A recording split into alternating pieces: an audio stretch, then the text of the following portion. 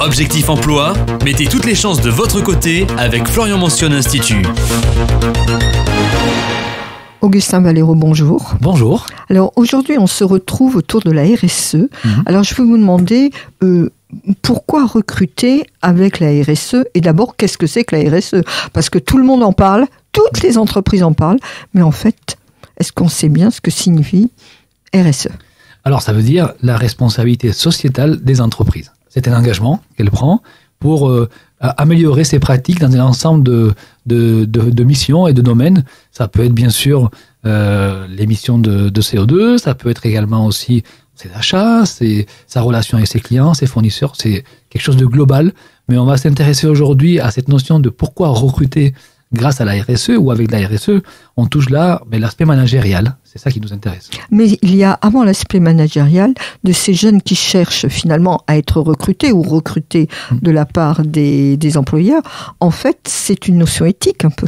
Exactement. De plus en plus, les candidats aujourd'hui, qu'ils soient jeunes ou moins jeunes, ont des envies autres que la rémunération, que la carrière tout simplement.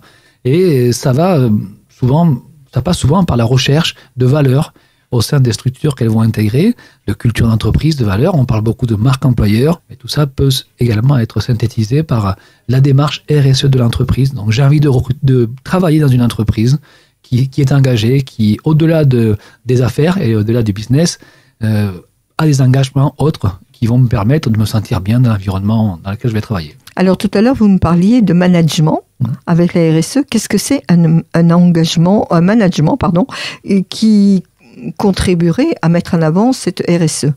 Alors, on sait que la RSE touche des domaines très très larges dans l'entreprise et toutes les pratiques, avec que ce soit les clients, les fournisseurs. Le management avec la RSE, c'est aussi impliquer tous les collaborateurs sur des projets, sur des sujets transversaux aussi. Donc, la RSE en fait partie. Mais si on parle plus de management, c'est plus une façon d'accompagner ces collaborateurs, de les faire grandir, de les former et de faire en sorte que lorsqu'ils quitteront votre entreprise, ils auront développé leur employabilité. C'est-à-dire qu'ils partiront de l'entreprise en sachant plus que ce qu'ils savaient en y arrivant.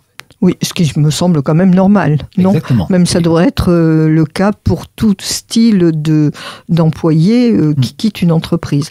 Alors, est-ce qu'il y a des domaines concrets que vous pourriez nous donner un exemple sur lequel vous pourriez vous appuyer ? Le premier, ça va être cette notion d'inclusion ou d'ouverture à la diversité. On sait que le recrutement, finalement, est très restrictif selon les profils que l'on va définir. On aura tendance parfois à avoir des recruteurs qui sont très très restrictifs. La RSE dans le management et surtout dans le recrutement va impliquer que l'on va chercher à ouvrir les profils. Pourquoi pas miser sur des potentiels ? Pourquoi pas aller vers la diversité, que ce soit par rapport à l'âge, par rapport à l'origine. Et donc on va le dire noir sur blanc, en fait, l'écrire noir sur blanc dans les fiches de poste, dans l'entreprise. Ce sont des valeurs que l'on affiche et que l'on pratique, notamment en matière de recrutement. On peut également être engagé auprès d'une association, faire du mécénat de compétences, donner de son temps à une radio, donner de son temps à une organisation qui lutte contre la discrimination, et amener les collaborateurs justement à participer à cela et avoir quelque part un retour autre que, comme je vous le disais tout à l'heure, des aspects financiers de l'entreprise. Oui, c'est-à-dire qu'à la fois un jeune pourrait être recruté dans une entreprise lambda qui lui permettrait, par exemple, de faire 3-4 heures par semaine dans une radio, dans un journal local ou autre. Donc, en fait, c'est des traits d'union qui se tissent un peu de partout. Et je crois même que certains jeunes diplômés des grandes écoles HEC pour ne pas citer l'école, cherchent davantage d'emplois dans les entreprises qui pratiquent le RSE que d'autres où ils seraient peut-être plus rémunérés, mais dans lesquels ils refusent de rentrer. Nous sommes d'accord. C'est vraiment un engagement aussi de la part des collaborateurs. Ils sont heureux de voir qu'ils intègrent une organisation qui est performante, parce que n'oublions pas, elle doit rester performante et économiquement rentable. On parle de profit, bien sûr, mais avec du temps donné pour des missions transversales, du temps donné aussi pour les autres.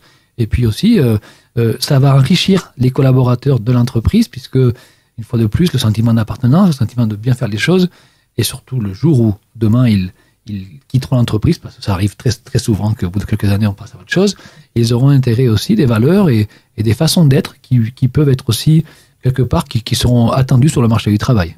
Est-ce que vous trouvez maintenant des entreprises qui refuseraient ou qui ne se sentent complètement transparentes par rapport à ce RSE, qui ne sont pas très intéressées?